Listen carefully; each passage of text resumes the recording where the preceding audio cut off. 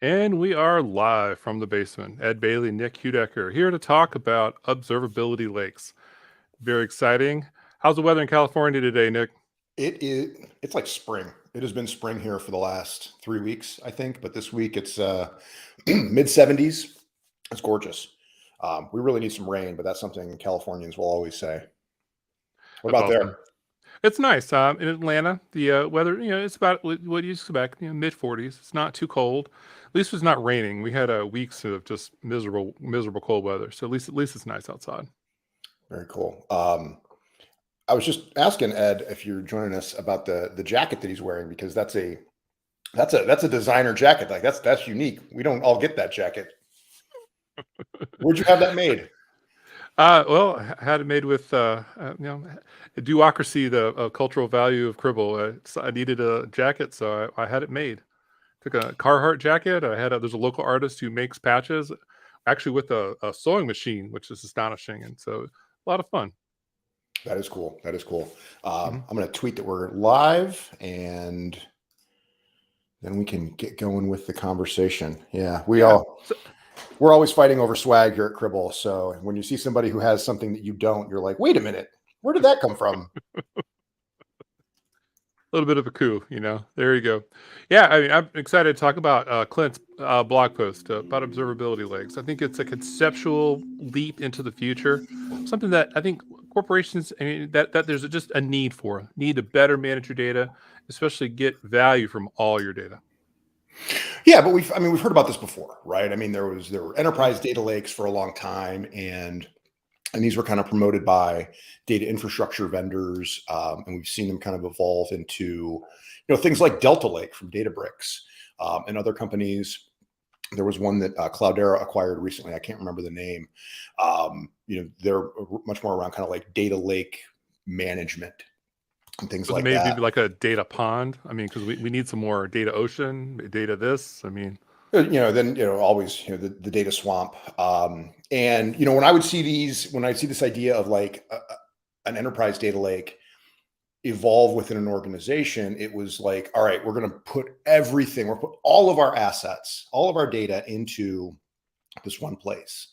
uh, And whether it was, you know, anything from ERP to CRM data, I want to build a customer data platform. I want to build a customer 360 app.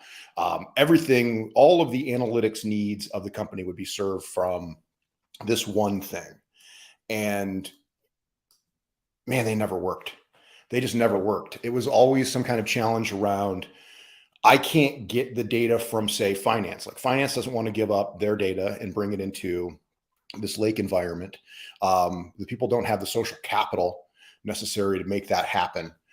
And then you have performance issues, right? Where you've got all these different data assets and all this different kind of analysis people want to do. Will their tools work in that environment? Usually the answer was maybe. And right, then you'd have big performance issues if you try to do anything with it.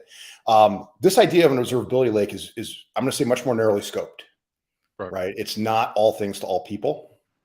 It is a lot of, let's say, time series data, right? And I know Mhm. I'm abusing that term, but events, logs, metrics, traces, right? The usual observability stuff, as well as maybe other things as well, like configuration management databases can feed into this idea.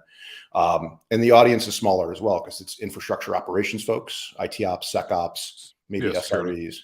Right. Yeah, so that's like the big difference that I see observability lake versus the traditional data lake, right? Much narrower Right. scope. Okay. And then my finger's getting blurry as I move it around. So much smaller scope.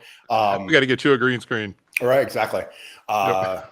Maybe I should just turn my camera off. I think everyone would appreciate that more. So smaller scope for the data and a very targeted user base.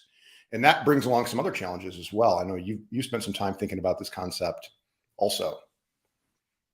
Yeah, and it really it's there's just so many challenges. I mean, I think one of the things that I've run into, you when you look at your typical observability data, there's going to be a lack of structure. Not all the data is going to be nicely formatted. There's going to be a multitude of formats that your traditional data tools, especially your cloud data tools, aren't going to handle well. So you're going to need something that's going to be flexible enough to be able to apply different schemas, say at search time instead of on write or on query. And so there's a whole set of different needs. Yeah. You talked about structuring data differently. Structured versus unstructured. We've kind of had this religious argument before on the live stream. And, the idea is always, around traditional data lakes. Right. Oh, I've got to do something with unstructured data. And I'm sorry, I'm going to rehash this again. There's no such thing as unstructured data, right? If it's unstructured data, it's noise. It's where the structure is defined. Is it defined internal to the data itself or external to the data, like in a database That's table? fair. Yeah. That's fair, but it's going to take more effort. So you're bringing in something that's not syslog, something else that has a bunch of data in it, and so you're going to have to create. You're going to have to define that structure after the fact, which you certainly can do, but it does take a skill set and it takes the right set of tools. You need that, for example, you need that observability pipeline that's going to be able to parse out that custom set of data in order for you to assign fields to it, and then give it that structure. Yeah, I know we've got one slide to kind of share like a high level illustration. Do you want to put that up and we can kind of talk through this? Sure can. There we Okay. go. So, Ed's comment here about where do you structure the data, right?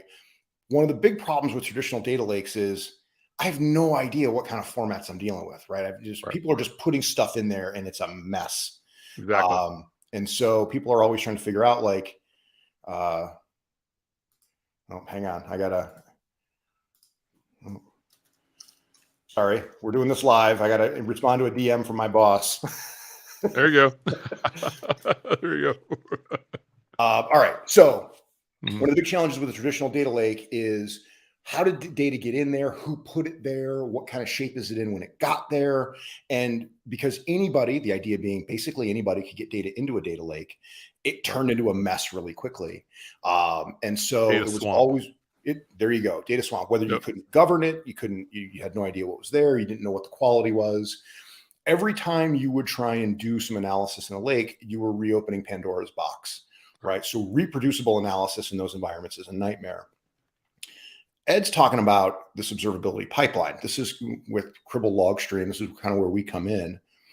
Because we control the pipeline in and out of the lake, we can have a lot more control over what data goes into this environment, what kind of format it's in, how things get organized. And that gives you a big leg up for the Right. rest of the work that you want to do here. Ed, I think you want to make a few comments about this also. Yeah, exactly. And then that flexibility in the operational. So because too oftentimes we talk about a data lake, it's someone who has a degree in data science, someone who's a DBA, someone who's who's in data traditional data warehousing where you expect there's going to be a certain structure, there's going to be a certain stasis. So, but in the operational security side, there is volatility. So how do you handle that volatility? How do you manage that? You have to have the tools sometimes to do it on the fly, to do it really quickly.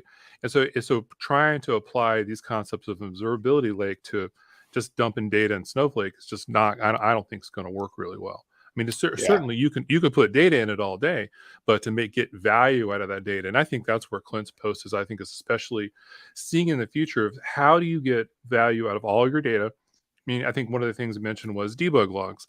There's value in debug logs, but it's so low that right now it doesn't justify putting all of it in Splunk. It just costs too much. Licensed CPU storage. So, but how do you unlock value out of all this data? Is it from searching at the edge? Is it putting it in S3? I mean, we've seen so many ways to do this, and they're all problems. Like, I mean, like S3 and Athena, for example, you're expected to have a be able to with SQL to be able to search data that you may not have any kind of schema for. So then, how are you going to do it? It's going to be very very rough, and there's cost involved, and there's always significant trade-offs. And that's why I like what Clint's proposing, is because you get that middle ground of being able to manage your data, being able to expect that yes, it's going to be volatile, it's going to change, developers are going to do things. We that's part of the game, and we're going to be able to handle that and provide value. Yeah. So he put 6 kind of principles of like what is an observability lake. So we're going to walk Yes. through those 6. The first is it's vendor neutral, right? Yep. And we've seen time and again, you put data into a vendor's environment and it's their data. Congratulations. whether it's stored in a proprietary format, whether it requires specialized tooling. Getting that data back out can be very difficult. And so the observability lake has to have open formats, right? And we've seen this, whether it's JSON or CSV data, or Leap or Leaf or Ceph or any of those fun things. yeah, it could be any kind of format that you can access the way that you want to. Is a core aspect of this observability lake concept. And so a lot of vendor neutrality, right? I think we've got a really good story here around vendor agnostic, right? We sit between sources and destinations. We don't really care, right? We don't have a dog in that fight. We're happy to send data anywhere and accept it from anywhere. And so vendor neutrality is a big deal, I think, going forward for observability data. We're seeing things out of the federal government around logging standards for federal agencies. Sharing things is a big deal in those executive orders and additional guidance from the OMB. And so if you're locked into a vendor platform, how do you share, right? So you need to think about those types of use cases as well, not just the analysis, but how do you share that analysis with other parties? One thing I want to mention is, enterprises look like cornfields in Kansas. There's too many silos. How do you? And I think these concepts are key to knocking those silos down and bringing all that data together. Yeah, agreed. And the next is it's got to be cost effective, right? Like you need to use the cheapest possible storage, because observability data is huge. Like I thought I knew what big data was before I came here. But we have customers that are regularly processing hundreds of terabytes a day. So you need very cost-effective storage. So that's another key element. I think we're really just getting to the point, with cloud that makes a lot of sense for these huge data volumes. I agree. I've seen customers request quotes for a petabyte of data a day. I almost fell out of my chair. That's Yeah. just Can you imagine a petabyte of data a day? I know. I was like, excuse me, but they're completely serious, and that's just a sample of how much data a company can produce that they want to be able to get value out of. It's the future. Yeah, yeah. And to your point earlier, right? The third principle here is it's schema agnostic, right? Yes. We're not saying that you must format your data in a given way to make it work, but basically being able to store all of this data and be able to search it how it lands at right time. And so having some control over that, whatever schema makes the most sense for your kind of data is another element here. And this plays a big deal. We talked about on some of our previous live streams about, all the different formats and varieties of syslog, right? And that's how you need to deal with that data in whatever format it lands in. But also, as we were mentioning, you need that observability pipeline to be able to help define your fields and give you just be able to help make the data understandable. I think that's another thing I like about the Schema Agnostic is I, as the data person, I know what this layer 7 log looks like, because that's just me and I'm a big nerd. But the next person who comes along, say the application support teams, that data needs to be approachable for them too. I think that's a key, is trying to remove that need for specialized expertise to open up more value. Yeah. And then the next is format agnostic, right? These environments have to accept any data, especially things like configuration files, packet captures, as he's outlined in the blog post. But observability is not just going to be about melt data, right? It's not. I'm so tired of hearing about the three pillars of observability are events, logs, and traces. No, there's one pillar of observability. It's business value. And how you get there isn't constrained by three data types, but it could be configuration data. It could be data coming off of your CI/CD pipeline. It could be a variety of different things. And so being able to take any kind of data, we've not really scratched the surface on, I think, all the different data types that we're going to be including for true observability in the enterprise. Right, I totally agree. And I think as time passes, people will figure out this is valuable. This is valuable. I think increasingly network flow data is something that's going to provide an enormous amount of value. But you hardly ever see companies really investing in it because of the cost. Yeah. Because I think people say this and this don't, the scale doesn't lie. Well, you know what, the network doesn't lie either. If you could see that flow data, see that packet data, you have all sorts of capabilities, but it's always just, it comes back to the cost. And I think that's what we're trying to enable, is to make it, make the business value outweigh that cost. Yeah, I wish my scale would lie a little bit, as I was wolfing down some food before the live stream started. Yeah, there we go. Yeah, we need a scale that we can program some variance into. Like, we're going to Yeah, make you feel yeah. good today, so we're going to change the result. I think gravity's more intense where I have the scale than There other you places. So we've got all this data, right? So it's vendor neutral format. It's cost effectively stored, schema and format agnostic, and then we got to do something with it. Now, the default answer here, I think, for a lot of companies is, oh well, let's put Presto on top of it, or let's use Trino, or some kind of open source SQL like environment. I don't think this audience, the observability audience, SecOps and whatnot, I don't think that's where their head goes, right? I think they're thinking search, maybe they're thinking some JavaScript for like a low code kind of interaction, but Ed, you've got a lot of experience in this kind of space. How would you want to interact with this data? It needs to be approachable. It needs to be easy. It can't just be a command line that's just there. I see it too often with too many of these tools, that you have a command line and you get no response. There's no starting point. There's no summary. There's just there. Like, I mean, and I'm sure people are tired of hearing me talk about this, but right now it's still the case. The best search tools that give you that approachability to data is still Splunk. You still have that ability to see data, visualize it. You have the ability to query it. You have a relatively easy to use search language. It's forgiving of mistakes. It will give you a result with star. It will also give you a result by field. Now, whether it's efficient or not, those are different stories, but at least it gives you a result. Unlike, for example, SQL, where you need to know the schema of the data, you need to know how to use SQL, you need to know too much in advance in order to really make it approachable. And I think that's a big part about being queryable, is that I need to be able to sit down and start getting results whether I'm an expert or not. And I think that just, that approachability is extremely important, because again, it comes back to business value. The business value is from the querying. If you can't query it, you can from as many people as possible, then you're going to lower your amount of business value. Yeah. And this is not to say we don't like SQL, right? It's the de facto language for data management. You know Um, what the S in SQL stands for, don't you? what is this? That word that you don't, that cuss words that I'm not allowed to say. Uh, Yeah. Yeah. yeah. Um, Yeah. but look, as a language, it's been remarkably successful, Yeah, I every, mean, it is definitely standardized, but I still, I don't like it too much, because you don't get enough feedback. You need to know it. Like for example, we need hundreds, if not a few thousand people in an enterprise to be able to sit down on this console and go to town on it, to get value from it. yeah. And if you have to teach them all about the queries and all about the data, basically have a book, or be a data scientist, or be a DBA, you're going to limit how much value you can get from your data lake.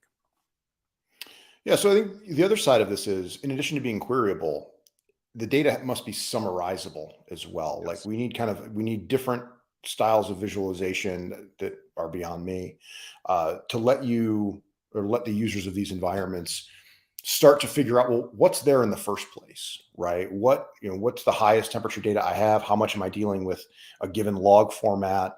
And look at variance over time. Yes.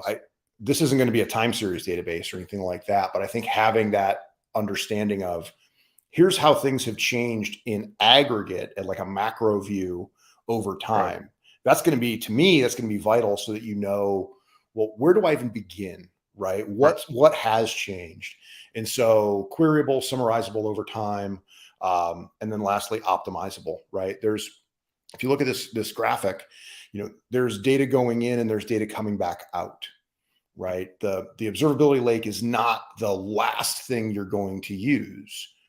I've always thought of a data lake / observability lake now as a question development environment, right? I don't know what I don't know. Where do I figure that out? And I think the observability lake, with its capabilities, is the right place to start that exploration. Once you find the stuff that you want, right? Here's the data around this question. It adds a lot more context. I'm then going to take that stuff and I'm going to use the observability pipeline, and I'm going to route that back into the best destination for this question. That might be Splunk. That could be your SIEM tool. It could be some threat hunting environment, et cetera. But it's not it's more of a way station. It's not the end result. And I think it's perfectly said. When people talk about monitoring, you need a way to understand, what do I not know? What's my unknown unknowns? And this applies to security as well, for the security folks who might be listening. When you're talking about threat hunting, you're talking about observability, where you're looking for what you don't know. You're looking for the threat actor, the situation, the contact, the packet of what you don't already know to look for. And then you're then able to do the analysis to then take that data, feed it back into your tools for one more detection, one more alert, one more dashboard. And but you need that space to be able to bring together the data to understand, what's going on, what's the special story, what's the, you know and you always have to keep looking for it. But that thing that goes back to that point of queryable and optimizable to get that value. It has to, the analytics have to be just crystal clear and right there. And also you need a lot of power. Think about like Python data science toolkit. You need the ability to apply a lot of different methods of analysis to get the best answers from your data. Yeah. Yeah. And that you're not going to find one environment that does all of that, right? So you're going to continue to use the tools that that offer high-end analytics for the type of problem that you're trying to solve. On a recent webinar, I asked the question, we talked about observability lakes on a recent webinar for security operations pros. And I asked the question, all right, where are you in building an observability lake? Gave a little bit of intro. 18% of folks said they're building one this year. So this is something that is picking up, this concept, right? And it is a concept, right? Because it is something that you will build, right, over time. Like I think on one of our first live streams, we talked about data warehousing and why you're never done with your data warehouse, because your business is always changing, right? And the joke was you'll be done with your data warehouse when the business is dead. And so Or people you're are dead. building, yeah, or you're dead. Only about 13% of people said that they have one now. So this is still something that is coming up. On the roadmap for next year was about 27% of folks. So on the horizon for a quarter of our respondents. And then 41% said no plans to build one. So this will take a while for this concept to kind of penetrate. And it's been so difficult to build them before, right? People didn't have a reliable way to get data into these environments, get it back out, and so on. And so, obviously we're biased, right? We think an observability pipeline is a key factor in having a successful observability lake, because it does give you the guardrails around the data. And that's the most important piece. Yep, totally agree. And it's just, I especially I think everyone talks about it. Like, you constantly hear the terms of threat hunt and analysis, but you're looking at relatively small data sets or looking at silo data sets. I think what we're talking about is being able to expand the level of data that you can see, especially bringing your flow data, bringing your debug data, because it all matters in order to be able to ask questions and get answers. And I really like, for everyone, it's just the emphasis of being able to get the data out. With too many SaaS providers, cloud providers, make it easy to get it in, make it hard to get it out. And you got to get it out in order to increase that business value. Yeah, yeah, definitely. I think it's going to be interesting to see, how this concept evolves, right? I think it's definitely going to be cloud-based. I think it's going to be too cost prohibitive to build this on-prem. What do you think about that? You think people will build these on-prem? Well, I think a lot of it comes back to the cost and just the mix of the pricing. I see some decently sized companies who have data centers who are actually moving workloads back on prem. And also, I see the Dell storage, like the storage vendors, like Dell has a whole object store platform called ECS, and they're pitching Mhm. it just for organizations who don't want to pay those costs. I think and I think that's also one of the things I'm looking for longer term is the ability to say, hey, I'm going to be able to query my S3 bucket AWS and my Dell ECS on-prem to bridge those silos and bring that together. Because I think long term that's going to be an option too, where my data lake Yeah, is not just one lake; it's multiple lakes. yeah, and then you're talking about almost like a federated search and Right. how does that come together, even at potentially out at the edge, right? Including searching this data into that story, into a bigger, much bigger story as well, is something to think about. I'm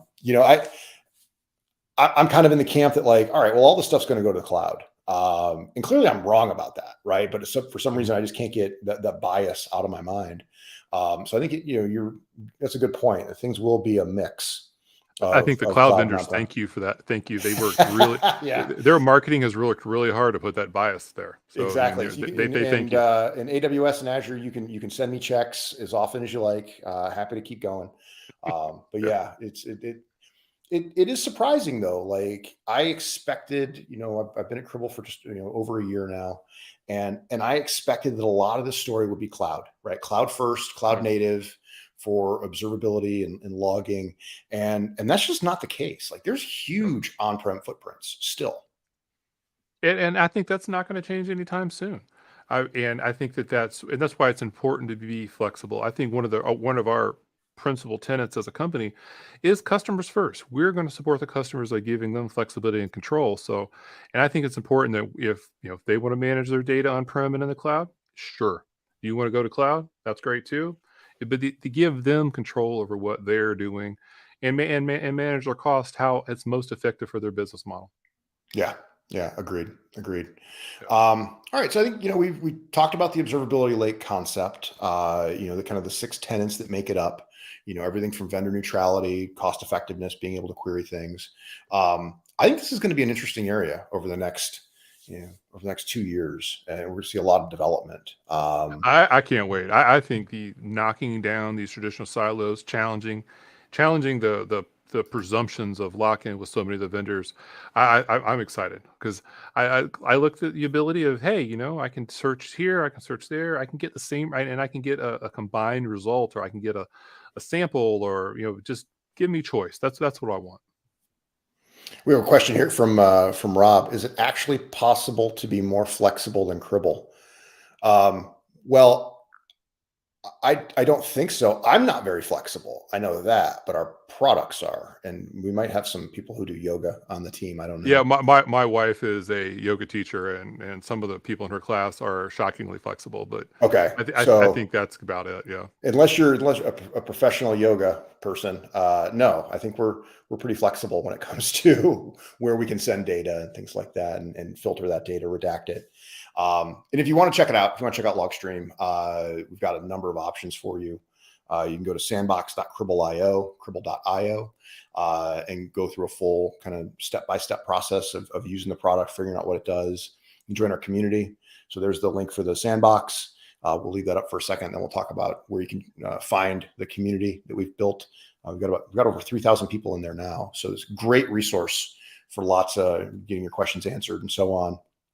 And then you can go to cribble.cloud and sign up and use the actual product in our hosted environment, managed environment, if you want to check it out. And you can start to fill your own observability lake by taking data and routing it to S3, and then applying whatever query method that you might want to use on top of that, or send that data back through Logstream into another destination.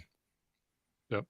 It's just I'm excited. I think just being able to get answers, being able to knock down the barriers, being able to, and I think one of the important things that I have to see is it's always going to be about the pricing. See about, for example, okay, we're going to, the pricing is the amount of data, or the amount of data that you scan. You have to find some middle ground that's going to make it attractive for companies, because it's going to be hard, but I think it's going to be a great discussion. Looking forward to it. Yeah. Yeah. And feel free to reach out to me or Ed on Twitter or LinkedIn if you want to continue the conversation. We live for this stuff. So yeah, please feel free to reach out. And so with that, Ed, I think we're good. About a good half-hour live stream here.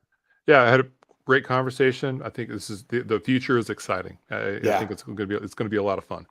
definitely. All right. Well, thank you very much. And thanks for everybody who joined us. Thank you, and have a great day. Take care. Bye. Bye.